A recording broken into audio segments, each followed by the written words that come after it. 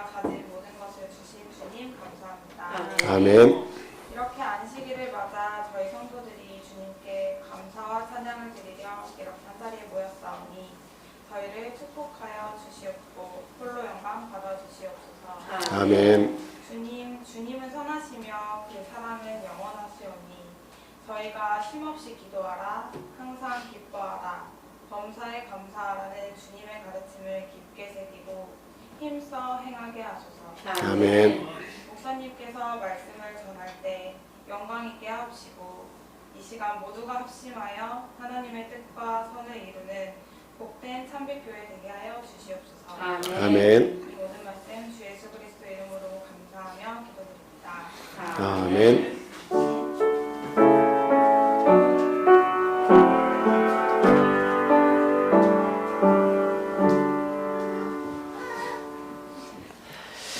네, 이어서 성가대 찬양 있겠습니다.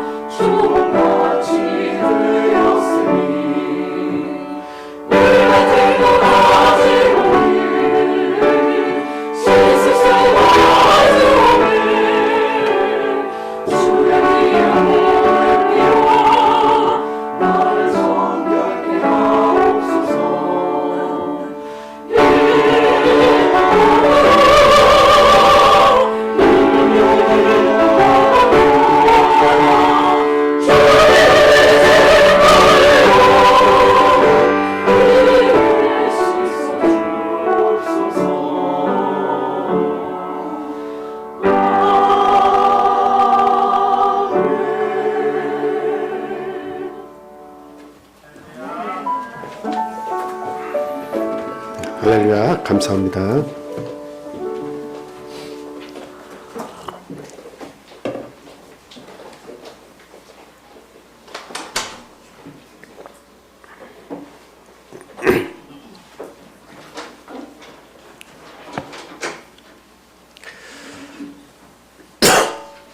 예수 그리스도 이름으로 하나님 말씀 전하겠습니다.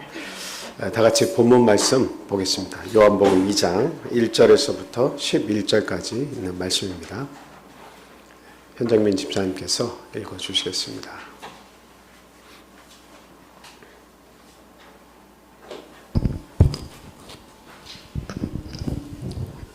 사흘째 되던 날 갈릴리 가나에 혼례가 있어 예수의 어머니도 거기 계시고 예수와 그 제자들도 혼례의 청함을 받았더니 포도주가 떨어진지라.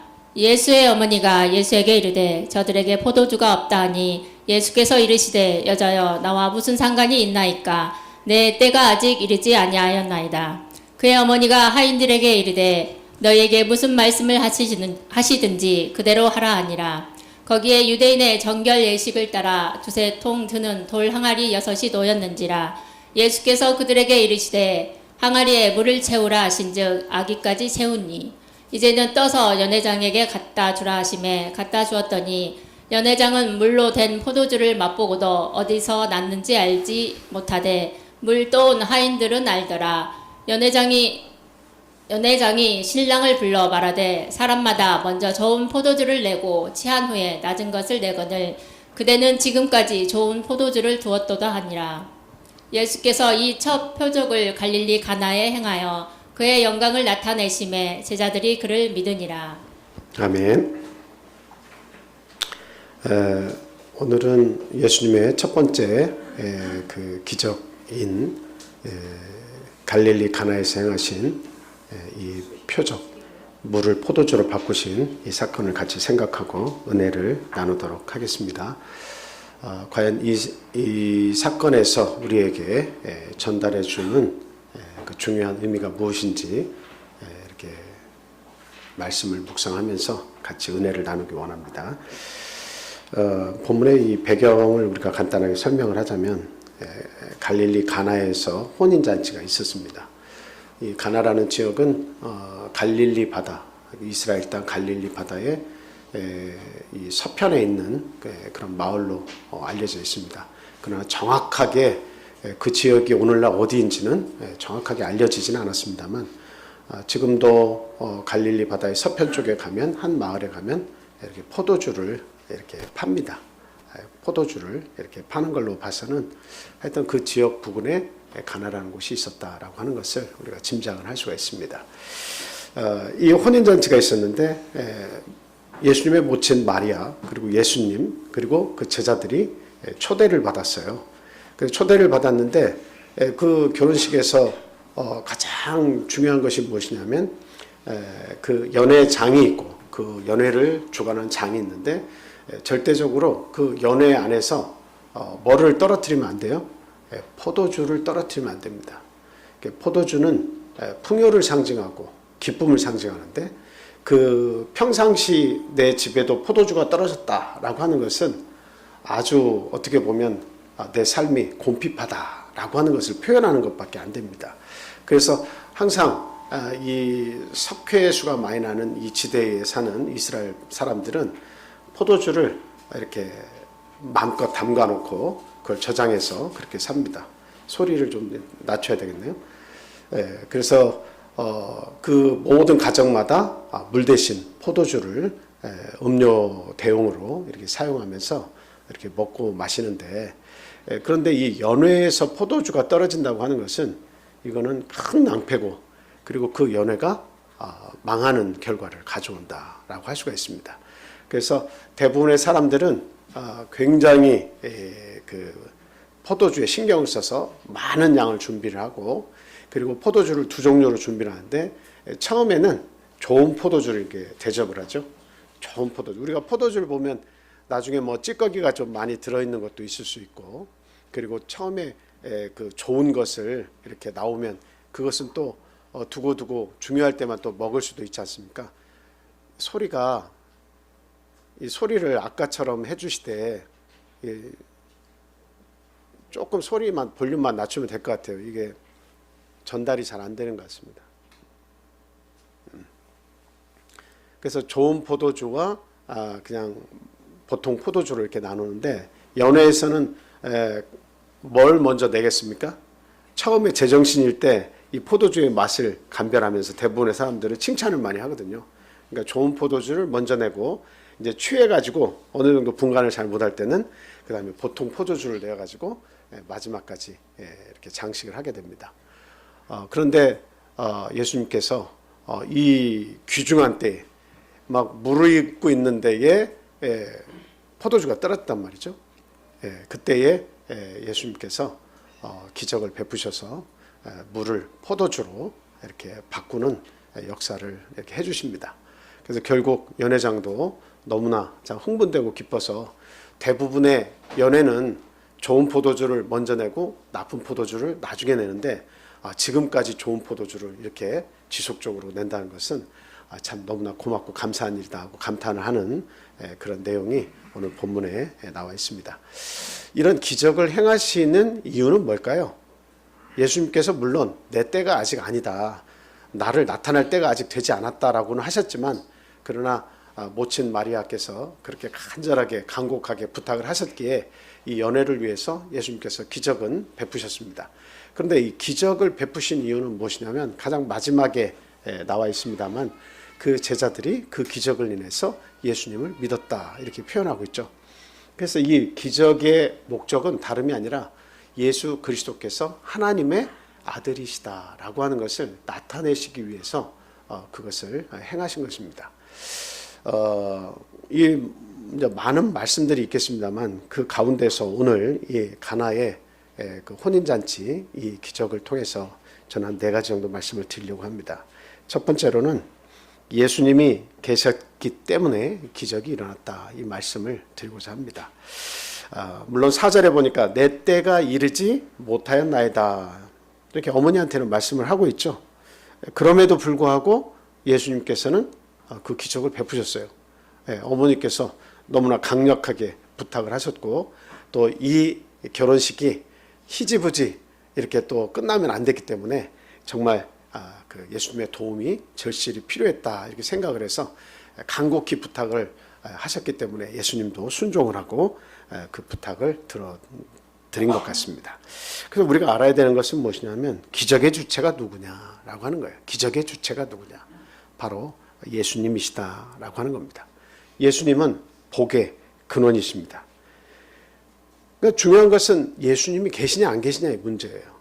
오늘날 내가 기적의 삶을 사느냐 못 사느냐 하는 것도 내 마음 가운데 예수님이 와 계시냐 계시지 않느냐 그 차이예요. 예수님과 함께 더불어서 사는 사람은 항상 기적을 체험하면서 사는 거예요. 우리가 잘못 생각하는 것 중에 하나가 무엇이냐면 예수님을 믿으면 구약시대처럼 부귀영화를 누리는 것까지 연결을 시키려고 그래요. 그러니까 축복을 받는데 내가 예수를 믿으면 축복받아야 될 거 아니야. 내가 그걸 위해서 예수 믿는데 예수 믿으면 구약시대 보면 많은 말씀들을 보면 모든 대부분이 마지막에 보면 다 해피엔딩으로 다 끝나죠. 그러니까 다 부자가 됩니다. 왕이 됩니다. 그리고 부귀영화를 다 누립니다. 그래서 이 구약시대의 말씀을 계속 공부하다 보면 다 잘되고 다 성공하고 그리고 세상에서 부러울 것 없는 그런 위치에 다 도달해서 영화를 누리는데, 근데 신약시대에 딱 와서 보면 성경 말씀을 공부하는데 이거 보면 예수님이 집중하시는 내용들을 보면 아주 작은 것에 집중을 하세요. 가장 작은 것에 집중하세요. 가난한 중에 구차한 중에 자기의 가진 재산 전부를 넣었느니라. 헌금하는 부분에 대해서도 그 부자는 많은 것을 내었는데 그 과부가 낸 2렙돈은 별것이 아니에요.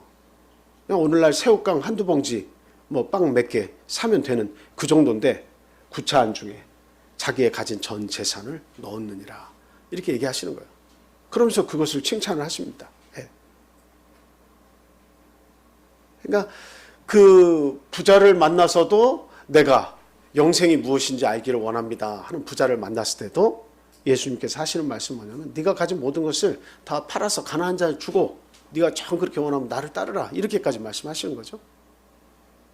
그 부유함이 정말 축복의 결과물이라면 그 부유함을 마지막까지 가지고 있으면서 그것을 가지고 충성하라 이렇게 말씀하시면 되는데, 근데 예수님은 그렇게 말씀 안 하시는 겁니다.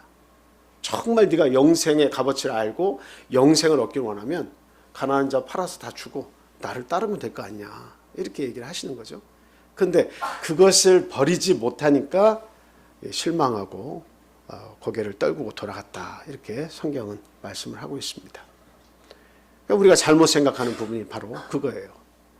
구약 시대는 실질적으로 그 이스라엘 백성들이 살면서 가나안 땅에 들어가서 젖과 꿀이 흐르는 땅에 들어가게 하시는 것이 하나님의 목적이었어요.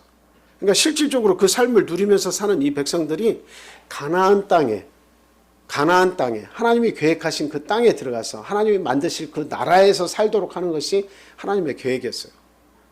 그러니까 모든 것이 눈에 보이는 땅 중심적으로 그 축복의 개념이 다 소개되고 이루어졌습니다. 그런데 예수 그리스도께서 오시고 난 이후에는 이미 이스라엘이라고 하는 그 지역을 벗어났어요. 온 땅과 온 만민에게 하나님의 복음이 전파되어서 그들에게 하나님의 나라가 무엇인지를 하나님은 알려주시기를 바라신 거예요. 그 하나님의 진정한 나라가 구약시대 백성에게는 가나안 땅에 들어가는 것으로 묘사가 되고 계속 그렇게 그들에게 그 삶을 보여주셨지만, 그러나 이제 천국이 거기에 국한되지 않고 모든 만민에게 그 대상이 만민에게 이제 넓어진 거죠. 모든 이방인들에게도 천국이라고 하는 것이 소개되었단 말이죠. 그래서 그 천국이라고 하는 개념을 하나님께서 계속 예수 그리스도를 통해서 말씀해 주시는데, 그 신약시대의 말씀은 그 천국이 이제 어디에 있는 거예요? 부귀영화 땅에 있는 것이 아니라 정작 진정한 목적은 하늘에 있다라고 하는 것을 가르쳐 주신 겁니다. 그 하늘에 있는 것을 바라만 보고 느낄 수 없고 체험할 수 없으면 안 되잖아요. 그래서 예수님이 오시면서 예수님이 천국이 가까웠느니라 하시면서 내가 네 안에 들어가서 하나님의 뜻을 먹고 마시고 같이 했으면 좋겠다. 그 뜻을 알고 뜻대로 행하는 삶이 그 마음 가운데 있으면 천국이 그 속에 임했다라고 하는 것으로 예수님께서 이제 가르쳐 주시기 시작했습니다. 그래서 천국은 우리가 가나안 땅, 지금 이스라엘 땅에 들어가야 천국이 이루어지는 것이 아니라 오늘날 진정한 천국은 어디에서 이루어지는 거예요? 내 마음속에서 이루어지고 우리가 죽음의 강을 건너서 하늘나라에서 영원한 천국이 이루어지는 것이다 라고 하는 겁니다. 그래서 우리가 알아야 되는 것은 그 예수 믿어서 나는 축복받았다라고 하는 개념을 꼭 물질과 연관시켜서 또 이 세상에서 성공하는 것과 연관시켜서 예수 믿으니까 저렇게 축복받는구나 이렇게 생각해서는 안 돼요. 그러면 어렵게 살고 거지와 나사로처럼 힘들게 살고 이런 사람들은 축복을 못 받았단 말입니까? 그게 아니죠. 아무리 거지로 살더라도 아무리 내 인생의 역경과 고달픔과 아픔이 있다 할지라도 그 속에서 예수 그리스도를 품고 살아가는 자는 이미 복받은 자예요. 이미 하나님께서 주시기로 작정한 하늘나라를 기업으로 딱 받고 살아가는 사람입니다. 그리고 그 마음 가운데 예수 그리스도를 모신 사람은 내 상황과 별도의 삶을 사는 거예요. 내가 지금 살아가는 이 상황은 어떻게 내가 마음대로 개척할 수는 없어요. 내가 원하는 대로 다 바뀌진 않습니다. 그러나 예수 그리스도가 그 마음속에 있으면 그 마음이 어떻게 돼요? 평화롭습니다. 감사가 넘칩니다. 미래를 생각하고 부활을 생각하고 하나님께서 주신 하나님의 나라를 내가 받을 것을 생각하면 내 마음이 부유해지는 거예요. 그게 진정한 부자입니다. 그것이 하나님께서 꿈꾸신 나라예요. 마지막에 주실 영원한 하늘나라는 그와 같은 거예요. 그래서 우리가 항상 예수 믿고도 실족하는 이유가 무엇입니까? 현재 내가 눈에 보이는 상황이 바뀌지 않으니까 실족하는 거예요. 그것은 땅에서 하나님의 축복을 찾으려고 하니까 그래요. 눈에 보이는 축복을 주셔야만 그것을 축복으로 인식하는 것이, 그게 그냥 계속 내 삶 속에서 주장해 왔기 때문에 눈에 보이는 이 땅에서의 남들이 봤을 때 또 축복받았네 하는 그것을 받아야만 축복받은 줄로 알기 때문에 그것이 이루어지지 않으면 막 실족하는 겁니다. 그런데 진짜 축복은 뭐라고요? 내 마음의 변화입니다. 내 마음이 변화되는 거예요. 내 마음이 이런 큰 돌, 이런 바위 같은 돌, 자갈들 이런 것들이 막 내 마음속에 있어가지고 하나님의 말씀이 떨어져도 절대적으로 그것이 그 땅속에 들어가서 싹을 틔우지 못하는 그래서 그 속에는 기쁨도 없고 내 마음 속에는 감사도 없고 내 삶의 소중함도 느끼지 못하고 뭔가 이게 영광스럽다고 하는 것을 깨닫지도 못하고 그렇게 살아가는 거예요. 그러니까 기적이 아니라는 거예요. 기적은 뭐예요? 돌짝과 같은 내 마음밭이었지만 그 마음밭이 옥토로 바뀌는 것이 그게 기적입니다. 하나님의 말씀을 던져주었을 때 그 말씀을 소중하게 생각하고 그 말씀의 뿌리가 이렇게 생겨가지고 그 말씀이 자라나서 그 말씀을 붙잡고 살 때 내 인생이 참으로 감사하구나, 변화되는구나, 이런 놀라운 일들이 내 삶 속에 있구나 하는 것을 깨우쳐 나갈 때 그게 기적이에요. 그래서 기적의 주체는 다른 것이 아닙니다. 예수 그리스도입니다. 포도주는 풍요를 원하지만 오늘날 저와 여러분들은 예수 그리스도를 믿고 내 마음속에 주인으로 삼았기 때문에 예수님은 끊임없이 내 삶 속에서 무엇을 만들어 주시는 분이시냐? 물과 같이 맹맹한 이 세상, 물과 같이 별로 재미없는 이 세상, 물과 같은 이 세상을 정말로 살맛나는 그 맛나는 포도주로 내 삶 속에서, 내 마음 속에서 만들어주고 계시는 겁니다. 기적을 우리가 그걸 체험을 해야 돼요. 하나님 믿어서 나는 복받았어 라고 하는 것을 내 마음이 항상 천국이야, 이것으로 인식을 해야 돼요. 내 마음이 항상 호수야, 그대 내게 저 하는 것처럼 내 마음은 참 평안합니다. 누가 오더라도 어떤 돌멩이를 던지더라도 내 마음은 항상 평안해. 이것을 가질 수 있는 것이 바로 예수 그리스도가 내 안에 있기 때문이다. 예수 그리스도를 복의 근원으로 인식하는 것이 정말 중요하다는 사실 결코 잊어서는 안 되겠습니다. 그래서 그 옛날에 예수 그리스도는 지금 안 계시잖아요. 그런데 예수님께서 하신 말씀이 뭐였죠? 몇 날이 못 돼요? 내가 아버지께서 주시겠다고 한 그 성령이 너희들에게 내릴 것이다 라고 하는 거예요. 그래서 예루살렘을 떠나지 말고 기다리라 이렇게 말씀하셨어요. 그래서 몇 날이 못해서 오순절 날이 되어가지고 이 하나님의 그 백성들이, 예수 그리스도의 제자들이 모여가지고 마가의 다락방에서 일심으로 기도하는 가운데 그곳에 성령이 내리죠. 성령이 임했습니다. 그러니까 오늘날에는 성령이 이제 우리 안에 내주하심으로써 예수님께서 함께 하셨던 그때처럼 오늘날에는 예수 그리스도의 영인 성령이 우리 안에 함께 거하시면서 우리의 마음을 주장해 주시는 것, 이것이 우리에게는 기적과 같은 것이다 라고 하는 것을 알아야 됩니다. 그래서 할 수 있거든이 무슨 말이냐, 응? 믿는 자에겐 능치 못할 것이 없다. 바로 예수님이 내 안에 계시는 거예요. 성령, 예수님의 영이 내 안에 계시면 능치 못할 것이 사실 없습니다. 그 모든 것이 그리스도 안에서 가능하다는 사실을 우리가 분명히 믿고 정말 참 예수님과 동행하는 그런 삶을 우리가 꼭 살아야겠다 하는 말씀을 드립니다. 우리가 이제 이 내용을 보면 물이 변해서 포도주로 변했다. 그 사실을 이야기하면 이렇게 뭔가 객관적인 사실을 원하고 과학적인 근거를 요구하시는 분들은 아유, 어떻게 물이 화학적인 반응을 일으켜가지고 포도주가 될 수 있단 말이냐. 거기에 포도를 담근 것도 아닌데 어떻게 그렇게 할 수 있냐. 이거는 한참 오버해도 너무 오버한 거 아니냐. 이렇게 생각하실 수가 있습니다. 그러니까 이것도 어때요? 믿으면 믿음이 생겨서 그것을 인식을 하면 그대로 믿어지는 것이지만 예수님이 하나님의 아들이시고 하나님 본체신데 그걸 못하실 일이 없죠. 우리 같은 인간도 지으신 분이신데, 그 놀라운 하나님께서 온 우주를 창조하신 분이신데 그 하나님께서 하신 일을 따지기로 작정하면 우리 인간의 이 두뇌라고 하는 것은 하나님을 어떻게 이겨내겠습니까? 하나님의 그 능력을 어떻게 손톱만큼이라도 우리가 이해하고 따라갈 수가 있겠습니까? 그건 불가능한 일이죠. 끝도 없는 우주를 창조하신 분이신데 그 크신 하나님, 그 깊으신 하나님을 어떻게 우리가 이해할 수 있겠습니까? 그래서 하나님을 알려면 믿음이 필요한 거예요.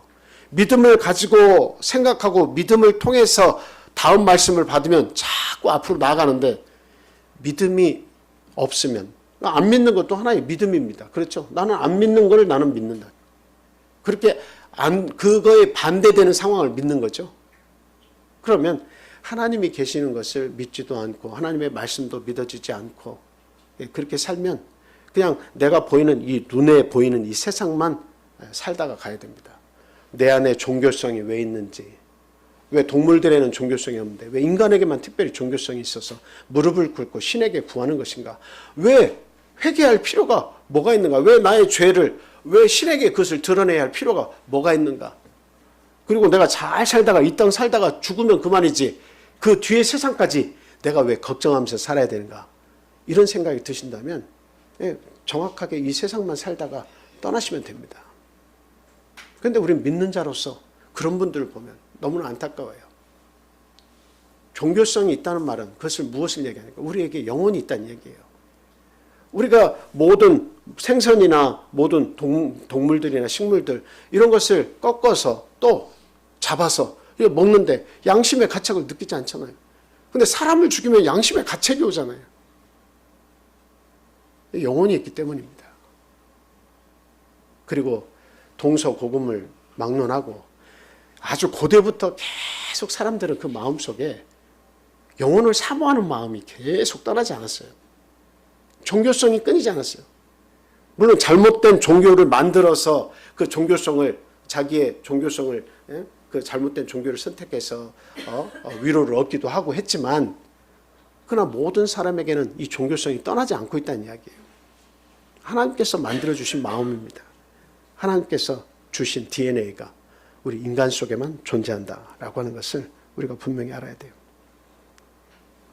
그래서 우리 자신의 가지고 있는 불안과 고통 이것을 기쁨으로 바꿀 필요가 있다.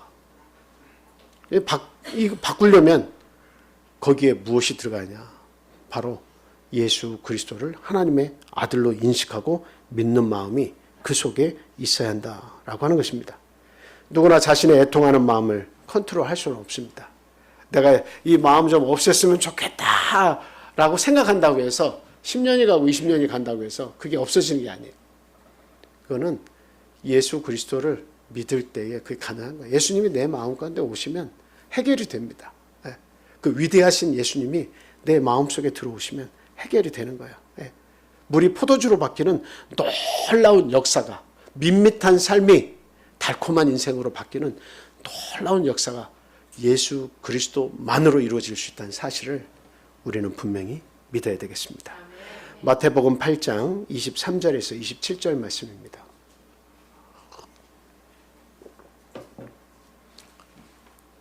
자, 한번 읽어주시기 바랍니다.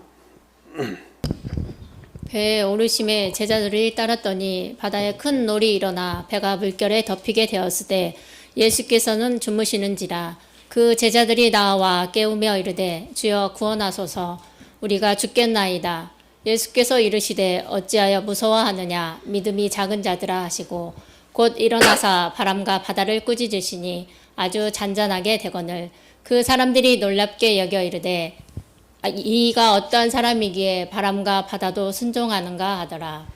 예수님의 제자들이 예수님과 함께 배를 타고 있는데 예수님은 주무시고 계셨어요. 근데 이제 막 성난 파도가 막 입니다. 그러니까 제자들이 이거 심상치가 않다. 이거 잘못하면 우리가 빠져 죽겠구나. 이렇게 생각을 했습니다. 그럴 때 예수님께 달려가서 예수님을 깨우죠. 우리가 곧 죽게 되었으니까 우리를 살려주십시오. 라고 이렇게 이야기를 합니다. 그때 예수님께서 꾸짖으시죠. 어찌하여 이렇게 잠잠하지 못할 수 있느냐. 너희들이 왜 이렇게 허둥지둥 이렇게 동요를 하느냐 하시면서 너희들이 그 믿음이 너무 작다. 너희들이 어떻게 해서 믿음이 없냐라고 꾸짖으신 후에 바람과 바다를 향해서 꾸짖으시면서 잔잔하라고 이렇게 말씀을 하셨다라고 하는 사실입니다. 우리가 이 말씀을 잘 알고 있죠. 그래서 참 저도 그런 생각을 해봐요. 내 믿음이 참 없을 때 참 저와 같은 상황에 내가 예수님과 함께 있었던 그 경험이 있으면 내가 지금보다 훨씬 더 잘 믿을 텐데 그런 생각을 종종 해봐요. 이 사람이 도대체 누구길래 바람과 바다에 대해서도 저렇게 명령을 하니까 저렇게 순종을 할 수 있단 말인가. 그거를 옆에서 제자들과 함께 내가 봤었으면 내가 하나님 믿는데 거리낌이 하나도 없었을 텐데 믿음이 막 커졌을 텐데 왜 그런 일들이 나에게는 없는 건가. 이런 생각을 할 때가 한 번씩 있어요. 그리고 아직까지 믿음이 잘 생기지 않는 분들이, 제자들도 마찬가지였죠. 예수가 하나님의 아들이라는 것을 고백한 베드로는 정말 열정적으로 하나님을 이렇게 믿으려고 했지만 그러나 순간순간 의심이 찾아왔어요. 그러니까 예수님께서 끊임없이 제자들과 함께 다니면서 보여주시는 거예요. 내가 하나님의 아들로 왔다. 내가 하나님 본체다. 너희들은 나를 본 거로 아버지를 보여달라 하냐? 내 안에 아버지가 계시다. 나와 아버지는 하나다.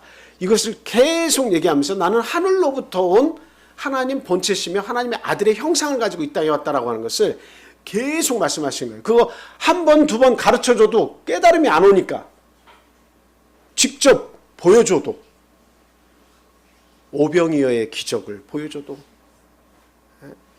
4,000명, 5,000명이 먹고 남은 광주리가 여럿이 됐어도 그것을 순간순간은 놀라운 기적이다라고 인식하지만 지나고 나면 하나님의 아들인 것을 자꾸 잃어버리고 어떤 일이 나면 도망가고 예수님이 십자가 사건에 돌아가신다니까 하나님의 아들이 아니었나벼? 하나님 본체는 무슨 하나님 본체하고 다 도망가 버리잖아요. 제자들도. 그렇게 믿음을 가지기가 어려운 때 그런 제자들에게도 예수님께서 끊임없이 나타나서 내가 하나님의 아들임을 나타내 보여주신 거예요. 어떤 물리적으로 놀라운 마술을 행하고 어떤 물리적으로 변화되는 놀라운 능력 그 자체가 목적이 돼서 그것을 보여주려고 하신 것이 아닙니다. 나는 이렇게 놀라운 사람이야. 너희들 이런 거 봤어? 날 따라와. 이게 아니에요. 내가 하늘에서 왔다. 내 존재를 믿어달라고 하는 겁니다. 하나님께서 그렇게 낮은 자세로 인간을 향해 찾아오셔가지고 인간의 형체를 가지고 오셔서 끊임없이 인간의 믿음이 들어가지 않는데 그 믿음을 설득해서 믿게 하시려는 이유가 무엇입니까? 한 사람이라도 멸망치 않고 다 구원에 이르게 하기 위해서 하나님은 계속 참으시는 거예요. 또 참고 또 인내하신 것입니다. 우리가 예수님을 믿는 곳에 풍랑이 없다 이렇게 말씀드릴 수는 없어요. 예수를 믿는 곳에는 지금 같은 배를 타고 있지만 예수님 계셨잖아요. 풍랑이 입니다. 반드시 풍랑이 일어요. 예수를 믿는 자에게 오히려 더 큰 풍랑들이 많이 올 수가 있어요. 그 사람의 신앙을 단단하게 하려고, 그 사람의 구원을 더 확실하게 하시려고 그런 큰 풍랑들을 주시는 거죠. 그런 경험들을 인해서 그 사람의 믿음이 성장하는 거예요. 그런데 그 풍랑 속에서 고난을 겪고 있는 현장 속에서 예수와 함께 있으면 무엇도 함께 있다는 것을 아셔야 됩니까? 평안도 함께 있다라고 하는 사실을 아셔야 됩니다. 풍랑도 있지만 예수가 내 안에 계시면 평안도 있다라고 하는 거예요. 밖에서는 풍랑이 막 일지만 내 안에는 평안이 있다라고 하는 사실이죠. 이게 이해가 잘 안 되시지만 이 예만 딱 떠올리면 그게 이해가 되는 예가 있어요.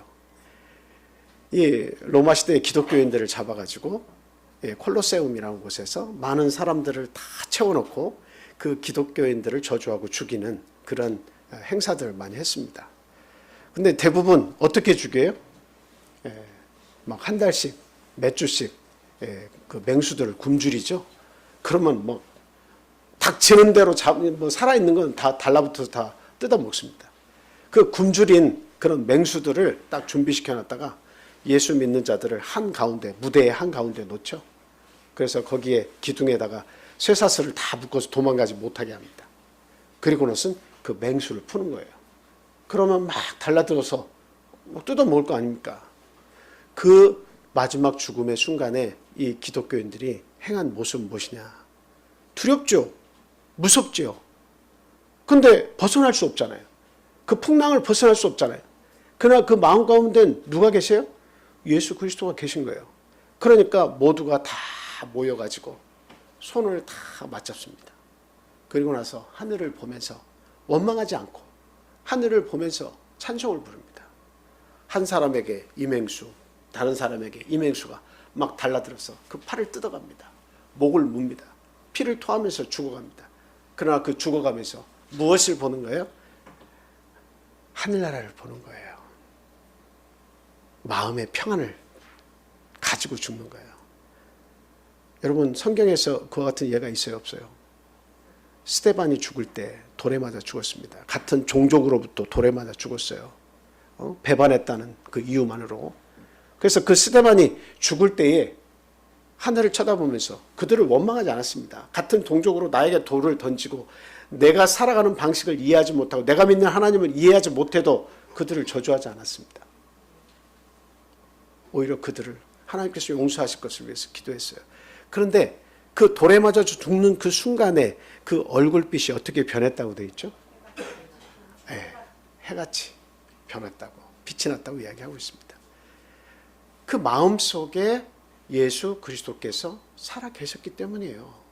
그 죽음의 고통의 순간이 너무나 무섭고 두렵겠다라고 생각은 들지만 그런 너무나 확고한 믿음이 있으면 그 하늘나라를 바라보면서 해같이 빛나는 가운데에 하나님의 부르심을 받을 수가 있는 것이다 라고 하는 사실입니다. 여러분의 마음속에, 여러분의 삶 속에 그 예수님이 살아계시는가 한번 생각해 보시기 바랍니다. 그 예수님이 살아계시면 내 마음이 항상 불편하진 않습니다. 내가 믿는 그 예수님이 하나님의 아들이심을 내가 정확하게 인식을 하고 있다면 오늘날 갈팡질팡 할 수가 없다고 한 사실 우리는 분명히 알 수가 있습니다. 그래서 수고하고 무거운 많은 짐진 자들은 항상 누구에게로 가면 되는 거예요? 예수님에게 나오면 됩니다. 마태복음 11장 28절 29절 말씀 같이 읽겠습니다. 시작. 수고하고 무거운 짐진 자들아 다 내게로 오라. 내가 너희를 쉬게 하리라. 나는 마음이 온유하고 겸손하니 나의 멍에를 메고 내게 배우라. 그리하면 너의 마음이 쉼을 얻으리니. 하나님을 잘못 인식하면 예수 믿는 삶 자체가 짐이 될 수가 있어요. 예수 믿는 것이 왜 이렇게 이 멍에가 무겁냐. 예수 믿는다고 하는 것을 내가 딱 짊어지고 나니까 왜 이렇게 내 삶이 불안하고 고통스럽고 힘이 들까. 이렇게 생각이 들 수도 있습니다. 그건 아직까지 예수 그리스도가 하나님의 아들이심을 믿지 못하는 거예요. 아예 믿음에 뛰어들었으면 정확하게 알고 믿고 따라오셔야 돼요. 그래서 그 믿음을 가지면 모든 어려움, 환난을 이겨낼 수가 있습니다. 그래서 오늘 나타난 이런 물이 포도주 되는 이런 역사들은 역사적으로 정확하게 그 제자들이 기억하고 그 사실을 보고 그 기억해낸 그 자기가 체험한 거니까 그것을 기록으로 남긴 것이에요. 이것을 예수께서 우리에게 하나님의 아들로서 나타내 보이신 것이다라고 기록을 해서 오늘날까지 이게 전해진 거예요. 예수님을 알든 모르든 너무나 많은 사람들이 이 예수님의 기적에 대한 이야기, 예수님이 말씀 이런 것들을 베스트셀러로 알고 끊임없이 그 성경을 연구하고 있어요. 믿든 믿지 않든 예수님에 관해서 너무나 많은 이 세상에 많은 사람들이 그것을 공부하고 연구하고 있다는 사실 생각해 본다면 거짓에 가까운 것을 우리가 연구해야 되겠습니까? 왜 베스트셀러가 되겠어요? 거짓인데. 물이 어떻게 포도주 돼요? 이 거짓말을 어떻게 왜 그게 베스트셀러가 돼야 되는지 잘 모르겠어요. 거짓말 아니에요? 예수님이 무리를 걸으셨다. 거짓말 중에 상거짓말 아닙니까? 바다가 갈라져서 벽이 되었다. 이런 센 거짓말이 어디 있습니까? 그런데 왜 이게 아직도 베스트셀러의 자리에 있으며 수많은 사람들이 그것을 위해서 목숨을 바치고 있으며 왜 수많은 사람들이 그 성경책을 읽으며 변화를 받고 있느냐 하는 사실입니다. 그래서 우리는 예수 그리스도 이게 하찮은 존재로 생각해서는 안 돼요. 하나님의 아들이시고 하나님 본체세요. 그래서 그분이 내 마음 가운데 들어와 계시면 내 마음은 호수처럼 내 마음이 편안하게 바뀌어질 수 있습니다. 물이 변해서 포도주가 되는 이 사건은 오늘날 어디에서 예수 그리스도와 함께 이루어지고 있다? 내 마음 가운데 기적처럼 반복적으로 이루어지고 있다 하는 사실입니다. 크게 두 번째로는 예수님이 어떤 분인지 아는 믿음이 중요합니다. 우리가 이제 보통 말씀을 이렇게 보면 예수님 하나님 아들이잖아요. 누구라도 그렇게 이야기할 수가 있습니다. 그런데 오늘 본문을 알면 더 정확하게 이해를 해야겠다라고 하는 그런 내용을 우리가 생각을 하게 돼요. 본문 5절을 보니까 뭐라고 되어 있습니까? 본문 5절 말씀 한번 보여주세요. 거기에 보니까 그의 어머니가 하인들에게 이르되 너희에게 무슨 말씀을 하시든지 그대로 하라 하니라. 거기에 많은 하객들이 있고 거기에 많은 가족들이 있어서 축하를 하고 있었지만 그러나 예수 그리스도가 누군지 아는 사람은 누구밖에 없었어요? 누구밖에 없었어요. 그 제자들도 정확히 알지 못했어요. 누구만 알고 있는 거예요 지금? 예수님의 모친 마리아만 알고 있는 거예요. 오직 한 사람, 그 어머니 마리아만 알고 있는 거예요. 예. 예수님이 도대체 누구시다. 그러니까 그 항아리 6이 있는데 규례대로 밥을 먹거나 이렇게 사람의 집에 새로 올 때는 항상 손과 발을 씻을 수 있는 물을 준비했는데 그런 항아리가 항상 몇 개씩 준비가 되어 있어요. 근데 이 연회장에도 역시 있습니다. 그 6이 있었는데 그 항아리들을 하인들에게 시켜가지고 예수 그리스도께로 예수님이 시키는 대로 하라. 그래서 예수님이 그 항아리에 물을 채우라고 그렇게 말씀하시거든요. 중요한 것은 만약에 그 연회장에 모친 마리아가 안 계시더라면 예수님이 하나님의 아들이심을 아는 마리아가 없었다면 이 기적이 일어났을까요? 때가 이르지 않았기 때문에 예수님이 직접 나서지 않으셨을 겁니다. 정말 그 연회장은 그냥 뭐라고 할까요? 이렇게 막 화려하게 그리고 막 모두가 다 기쁨 가운데 마무리를 짓지 못했을 거예요. 술이 그냥 무르익었을 때 포도주 그게 딱 떨어져 버렸으니까 그 기쁨이 거기서 멈췄을 거예요. 모두가 다 포도주가 어디냐고 아우성 치면서 왜 여기서 이렇게 대충 끝내야 되냐 하고 아쉬움을 호소했을 거예요. 근데 예수님의 모친 오직 유일한 한 사람이 예수 그리스도가 어떤 분인지 알았던 거예요. 그래서 그 하나님의 아들로 오신 예수 그리스도를 이렇게 그 하인들에게 소개를 하고 그리고 그가 시키는 대로 뭐든지 순종을 하라라고 말씀을 하신 겁니다. 누가복음 말씀을 안 드렸는데 하나 좀 찾아주세요. 1장 26절에서 33절입니다. 누가복음 1장 26절에서 33절 말씀입니다. 여기에서 보면 천사 가브리엘이 이렇게 나타나죠. 그래서 그 모친 마리아에게 네 몸에 잉태된 그 아들이 있는데 바로 예수 그리스도다. 이것을 이야기하면서 처녀의 몸이지만 하나님께 성령으로 잉태케 하셔서 네가 낳게 될 것이다 라고 이야기하는데 그 뛰어남이 이와 같을 것이다 라고 얘기하는 부분입니다. 제가 한번 빨리 읽어드릴게요. 6째 달에 천사 가브리엘이 하나님의 보내심을 받아 갈릴리 나사렛이라는 동네에 가서 다윗의 자손 요셉이라 하는 사람과 약혼한 처녀에게 이르니 그 처녀의 이름은 마리아라. 그에게 들어가 이르되 은혜를 받은 자여 평안할지어다. 주께서 너와 함께 하시도다 하니 처녀가 그 말을 듣고 놀라 이런 인사가 어찌함인고 생각하며 천사가 이르되 마리아여 무서워하지 말라. 내가 하나님께 은혜를 입었느니라. 보라 내가 잉태하여 아들을 낳으리니 그 이름을 예수라 하라. 그가 큰 자가 되고 지극히 높으신 이의 아들이라 일컬어질 것이요 주 하나님께서 그 조상 다윗의 왕위를 그에게 주시리니 영원히 야곱의 집을 왕으로 다스리실 것이며 그 나라가 무궁하리라. 뭔가 정확히 인식은 못하겠습니다만 그러나 명확한 건 뭐예요? 명확한 것은 뭐예요? 나는 남자를 알지 못하는데 무슨 나에게 아들이 있겠습니까? 라고 하지만 그러나 나중에는 순종해서 내게 그렇게 이루어질 것입니다. 라고 이제 마리아가 순종을 하거든요. 근데 저기에서 분명히 아들을 주시는데 성령을 통해서 잉태해서 아들을 주시는데 그 아들을 예수라고 하고 그는 하나님의 아들이라 일컬음을 받을 것이다 라고 하는 사실을 천사 가브리엘을 통해서 받았습니다. 전달받았어요.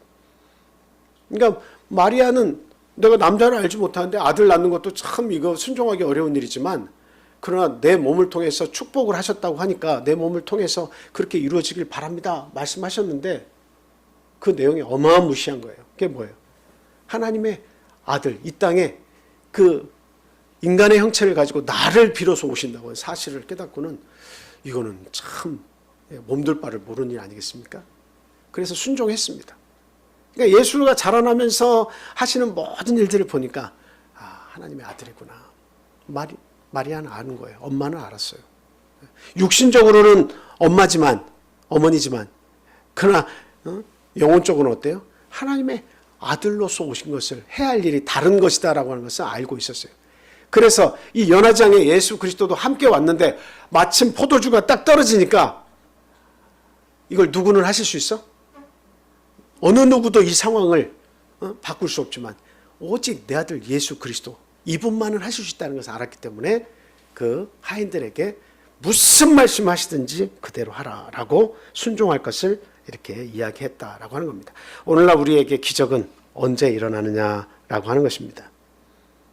내가 믿는 예수 그리스도가 하나님의 아들이심을 분명히 바르게 믿고 알 때에 기적이 일어난다라고 하는 거예요. 그냥 대충 알고 대충 믿는 것은 그 안에 삶의 기쁨이나 내가 하나님을 통해서 내가 막 기쁘고 행복하고 변화되고 이거 절대 못 느껴요.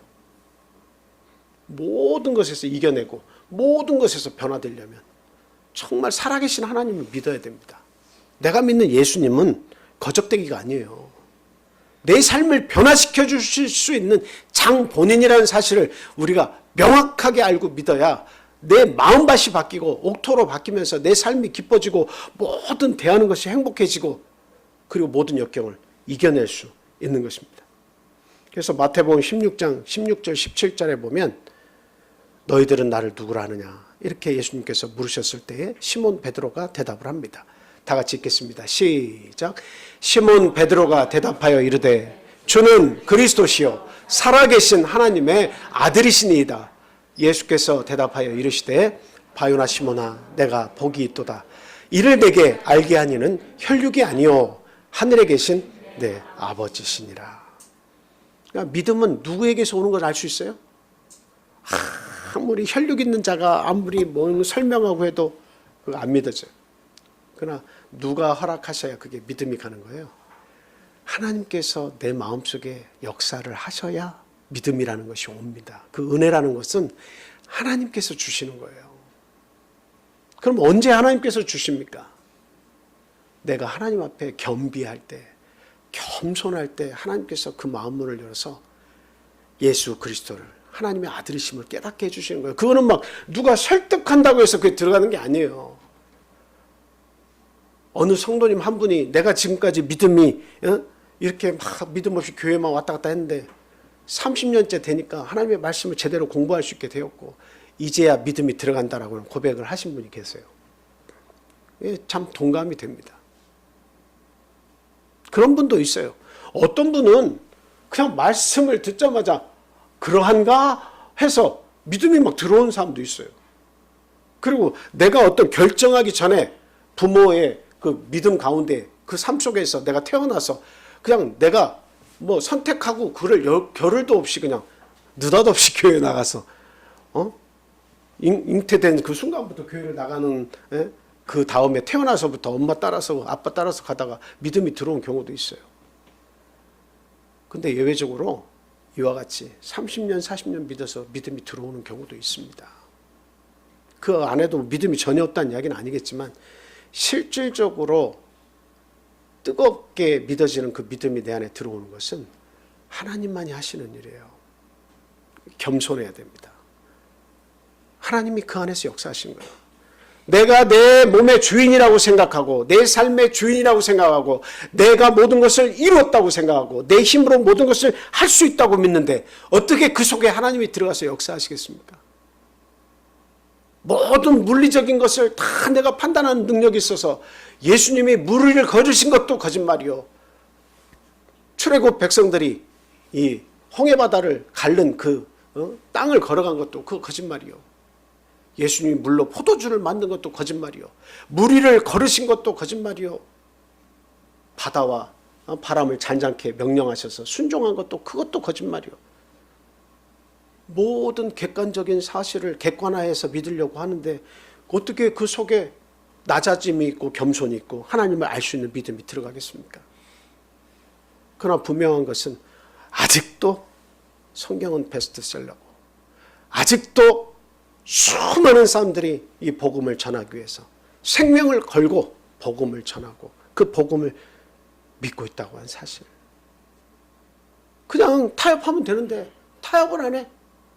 곧 죽을 순간이 찾아오는데도 타협하지 않아. IS들이 칼을 들이대도 예수를 믿지 말라, 알라를 믿으라 해도 예수 붙잡고 죽어가는 사람들이 아직도 있는 이유는 뭐예요? 예수님은 살아계신 하나님이시고 하나님의 아들로서 우리에게 오셨기 때문이다 라고 하는 겁니다. 바요나 시몬아 내가 복이 있도다. 이를 알게 하니는 혈육이 아니요 하늘에 계신 하나님 아버지시다. 하나님만이 우리에게 믿음을 주시는 거예요. 우리는 이 기적을 체험하면서 살아가는 자입니까? 믿는 자에게는 사실 날마다 기적이 일어나는 거예요. 남들은 낙심할 때, 남들은 고통받을 때, 남들은 안 된다고 할 때 예수 믿는 자들은 된다고 믿고, 예수 믿는 자들은 할 수 있다고 말하고, 예수 믿는 자들은 낙담하지 않는다라고 하는 사실입니다. 이게 기적이지 뭐가 기적입니까? 그냥 물리적인 뭔가가 뻥하고 나타나서 마술사가 뭔가 아주 놀라운 것을 행하는 것처럼 그런 게 보이는 것이 기적이에요? 그것은 진리의 표준이 될 수가 없습니다. 진리의 잣대가 아니에요. 마지막 순간에도 콜로세움에서 죽어가던 그 짐승들에게 팔과 다리가 뜯겨가면서 죽어가면서 하늘을 볼 때 그 마음의 평안을 가지고 죽음을 맞이할 수 있었던 사람, 스데반처럼 죽음이 눈앞에 오지만 그 죽음을 기쁨과 감사함으로 맞이할 수 있었던 사람, 그리고 다니엘과 새 친구처럼 사자굴에 빠지던 풀무불이 7배나 더 뜨거운데 그 속에 던져짐을 당하던 그 속에서 하나님의 구원을 바라고 그 가는 그 삶을 바라본다면 그것이 기적입니다. 살아계신 하나님을 믿고 따라가는 것이 그것이 기적인 줄 믿으시기 바랍니다. 믿음이 상황을 변화시킵니다. 세 번째로는 아구까지 채우는 신앙이 중요합니다. 굉장히 중요한 거예요. 오늘 제목에 이게 핵심이에요. 사실은 아구까지 채우는 신앙이 중요하다. 7절 8절 말씀 보겠습니다. 본문 예수께서 그들에게 이르시되 너희에게 항아리에 물을 채우라 하신즉 아귀까지 채우니 이제는 떠서 연회장에게 갖다 주라 하시매 갖다 주었더니. 자, 이 말씀을 꼭 생각을 하시기 바랍니다. 아귀가 뭐야? 아귀. 보통은 아구까지 이렇게 시골에서 아구라고 하는데 목이죠, 목. 그 입구에 다다라는 이게 항아리 보면 목이 있어요. 그 아구까지 입구까지 사실 입구까지 막 찰랑찰랑하게 다 채우라는 말씀입니다. 채우라. 예수님이 하신 말씀은 뭐냐면 우리에게 요구하실 때 아구까지 채워라. 이 말씀을 들을 때 생각나는 거 뭐 없어요? 아구까지 채워라. 예수님께서 염려하신 건 뭐냐면 너희들 내 말에 순종하면 아구까지 채우면 이루어지지만 만약에 저 바닥에 그냥 내 말 안 믿고 그냥 저 밑바닥에 조금만 받아가지고 와서 여기 있어요. 갖다 놓았어요. 물 좀 채웠어요. 이렇게 하면 그곳에서는 볼 수 없다는 이야기입니다. 예수님은 권위를 가지고 말씀하신 거예요. 하나님 아들의 권위를 가지고 말씀하신 거예요. 아구까지 채우라고 얘기하신 거예요. 이 말씀을 그 연회장에서 그 가나의 혼인잔치에서 그냥 그 하인들에게만 하신 말씀을 생각하면 안 돼요. 이 말씀 오늘 나에게 직격탄으로 날라와야 돼요. 너희들 신앙생활할 때 아구까지 채우라고 말씀하시는 걸로 우리가 이 말씀을 받아야 된다 이 말이에요. 아구까지 채우는 거. 그럼 아구까지 채우는 것은 무엇을 얘기합니까? 여러분 모이기에 힘쓰는 게 그게 아구까지 채우는 거예요. 예. 어떤 모임이든지 내가 최선을 다해서 그 모임을 우리 하나님을 섬기고 찬송하는 그 모임들이 이렇게 만들어질 때마다 최선을 다해서 거기에 참석하는 것이 아구까지 채우는 겁니다. 이거 믿음이 없으면 아구까지 못 채워요. 순종함이 없으면 아구까지 못 채워요. 내 생각이 강하면 아구까지 못 채워요. 그래서 우리가 지금 우리의 삶을 보면 하나님 앞에 아구까지 채우지 못하니까 그 복의 근원이 예수 그리스도시고 내가 지금 복을 받는지 복을 받고 있지 못하는지 그것조차도 헤아림이 안 되는 거예요. 복을 받은 삶인지 아닌지 모르는 것도 그게 뭐예요? 아구까지 차지 않는 거예요. 네. 오늘 이 말씀은 대단히 두려운 말씀이고 감사한 말씀으로 받아야 돼요. 앞으로 내가 사는 동안 내 신앙의 모든 삶 속에서 아구까지 채우라는 이 명령을 내가 순종해야 되겠다. 이렇게 생각하고 사시기 바라요. 예수님 말씀하셨는데 아이고 참 마리아의 그 아들이라는 놈이 하나 와가지고 여기다 물을 뭐 시키긴 시켰는데 이 6 항아리에다 다 다 채우라는데 그 무겁게 내가 지금 뭐라고 지금 이걸 떠가지고 온다는 거예요? 야, 그냥 대충 채워. 3분의 1쯤씩만 해가지고 갖다 놓자고 하고 6항아리를 3분의 1만 채워서 예수님에 갖다 놓으면 예수님을 행하시지 않고 다시 말씀하실 거예요. 아구까지 채우라고 또 말씀하실 거예요. 그렇지 않겠습니까? 아구까지 채워야 볼 수 있는 거예요. 예? 우리의 신앙이 아구까지 찰랑찰랑 채우면 기적을 맛볼 수 있는 거예요. 아, 내 마음의 평화가 이렇게 오는구나. 아, 내 삶이 이렇게 변화되는구나. 아, 내가 살아가는 것이 이렇게 기쁠 수가. 아, 나에게 은혜를 주시려고 이와 같은 고난도 주시는구나. 이것을 깨닫게 되는 거예요. 아구까지 채워보지 않고는 말을 할 수 없는 것이 신앙입니다. 아구까지 채워보지 않고 하나님의 기적을 체험하겠다고 말하는 것은 어불성설이다라고 한 사실이에요. 예수님의 말씀을 온전히 신뢰하는 게 중요합니다. 왜? 여러분, 나아만 장군이 문둥병을 앓고 있었는데 요단강에 가서 선지자가 몇 번 씻으라고 말했죠? 7번 씻으라고 말했어요. 그랬더니 그 나아만 장군이 화가 나서 우리나라에는 더 좋은 물도 많은데 내가 굳이 이 조그만 나라에 와가지고 그 선지자가 하는 말에 요단강에 가서 그 7번씩이나 내가 몸을 담가야 되겠느냐 하고 화가 났어요. 분명히 자기네 나라는 더 큰 나라고 거기에는 더 좋은 물줄기가 많이 있는데 내가 잡혀온 노예의 말을 듣고 그 나라에 와가지고 그 요단강 조그마한 강물가에 가서 7번 내가 씻어야겠느냐 하는 겁니다. 근데 지혜롭게 그 노예가 이야기하죠. 병이 낫는다는데, 문둥병이 낫는다는데, 그 수치가 사라진다는데 이게 뭐가 문제입니까? 왜 못한다고 하십니까? 화를 내도 다 해보고 화를 내셔야지. 왜 아구까지 채우지 않고 해보지도 않고 왜 화를 내십니까? 해보세요. 그랬더니 나아만 장군이 대체 그렇네 하고 요단강에서 몸을 씻었어요. 한 번을 씻습니다. 2번, 3번, 4번, 5번 씻습니다. 변해요? 안 변해요? 안 변해요. 6번째 씻어도 변하지 않아요. 근데 몇 번째 씻으니까 그 문둥병이 깨끗이 나았습니까? 7번째 씻으니까 깨끗이 나았습니다. 그럼 뭘 얘기하는 거예요? 아구까지 채워라 이겁니다. 아구까지 채워라. 아구까지 채우는 신앙이 없으면 결과를 볼 수가 없는 것입니다. 네. 여러분, 아브라함이 아들을 낳는데 아들을 안 주시는데 몇 년 동안 안 주신 거예요? 75세에 주시겠다고 약속해놓고 25년을 끄는 분이 어디 있습니까? 그분이 하나님이에요. 25년을 기다리게 했어요. 왜 그런 거예요? 25년을 뜸들인 이유가 뭐예요? 뭐 때문에? 아내도 사라도 임신을 못하는 상태가 돼야 되고 누구도 아브라함도 임신을 시킬 수 없는 상황에 도달해야 되고 오직 하나님의 약속을 믿는 믿음이 남았을 때까지 하나님은 가신 거예요. 하나님만이 하실 수 있다는 그 믿음을 가질 때까지가 25년이 걸리는 거예요. 중간 한눈을 팔았죠. 하갈이라고 하는 몸종을 사라가 아내가 주니까 그 아내를 통해서 이스마엘을 낳았죠. 오늘날 이스라엘에 대해서 끊임없이 대적하는 세력이 됐습니다. 이스마엘의 후손이 거기서 나온 거예요. 지금 이스라엘을 고통스럽게 만든 게 이스마엘 후손들이에요. 아브라함이 하나님 앞에 전적인 순종을 했더라면 그런 일은 겪지 않았을 것인데. 그런데 이 아브라함이 25년을 기다려서야 어떤 믿음의 상태가 됐느냐. 하나님은 내가 독자를 불에 태워서라도 제물로 바쳐서라도 그 죽은 제 가운데에서도 나에게 돌려주실 것이다. 이런 믿음으로 아브라함을 성장하게 하신 거예요. 그러니까 절대적으로 나중에는 어때요?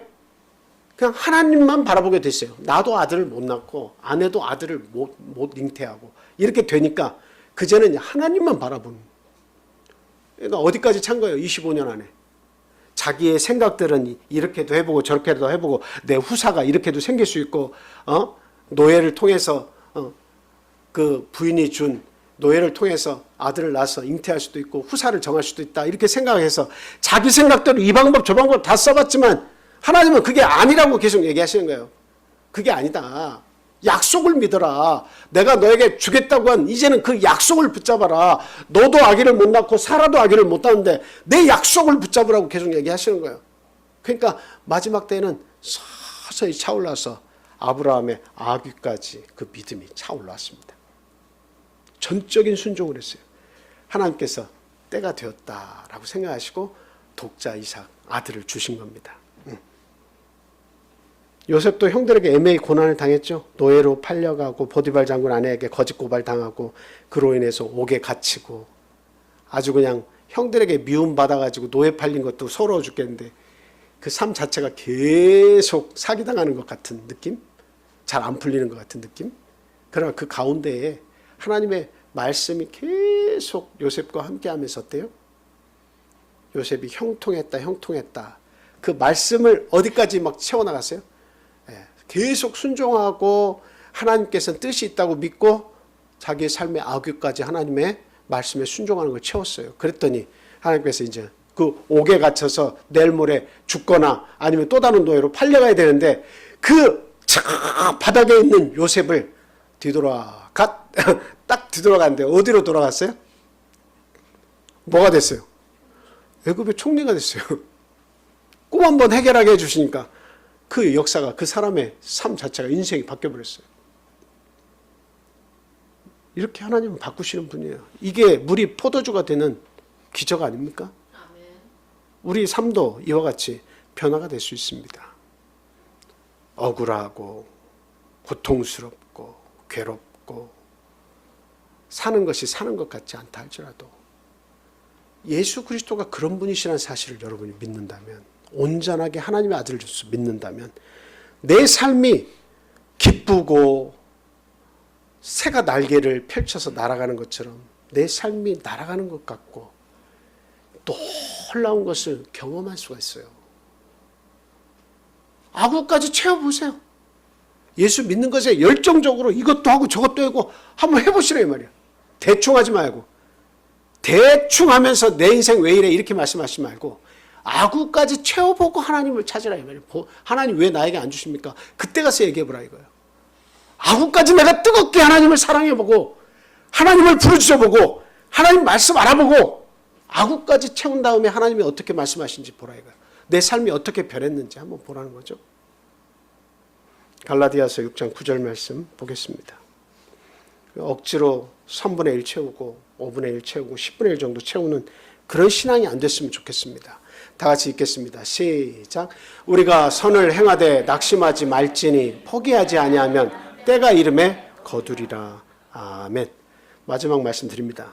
시간이 많이 갔지만 이제 간단하게 말씀드릴게요. 처음 포도주보다 예수님께서 만드신 포도주는 맛이 어땠어요? 더 맛있었습니다. 그러니까 연회장이 깜짝 놀랐어요. 근데 이 사실을 통해서 우리가 알아야 되는 것이 무엇이냐? 처음보다 나중이 더 중요하다라고 하는 사실을 인식을 해야 됩니다. 내가 예수님 믿을 때는 참 뜨거웠지. 내가 예수님을 알기 시작했을 때는 그때는 막 기도를 열정적으로 했고 찬양도 열정적으로 했고 참 믿음 생활 열심히 했어. 처음에는 그랬어. 근데 중요한 것은 이 마지막 때가 다가오면 다가올수록에 나의 변화되는 모습이 중요하다라고 하는 겁니다. 과거는 누가 다든 다 추억으로 노래할 수가 있어요. 근데 현실이 중요하고 미래가 더 중요해. 과연 과거에는 내가 뜨거웠지만 지금은 내가 어떤가 그걸 생각해 봐야 돼요. 그러니까 항상 처음보다 어디가 더 소중하다는 것을 알아야 돼요. 재림이 다가오고 있고 내 개인적인 종말이 다가오고 있어요. 내가 죽으면 그게 종말이에요. 언제 어느 때 하나님이 오실지 그건 아무도 모르는 거예요. 세계적인 종말이 있고 나 개인적인 종말이 있는 거예요. 그러나 그 역시 정해지지 않았어요. 죽음이라는 것은 아무도 모르게 찾아오는 거예요. 어느 날 갑자기 오는 거예요. 그런데 처음엔 좋았다고 나머지 내 남은 삶을 통해서는 그렇게 안 해도 돼. 대충 살아도 돼. 그렇게 하나님을 믿는 것은 참 불행한 일입니다. 안타까운 일이에요. 그 뜨거움이 사라졌다라고 하는 것은 기적을 볼 수 없다는 거예요. 그 삶 속에 기쁨이 없다는 거예요. 진정한 만족이 없다는 거예요. 눈으로 볼 때 이 세상에서의 만족은 있지만 내 진정한 내 속에서 이루어지는 만족이 없다는 이야기예요. 그것을 알지 못하고 살아가는 거예요.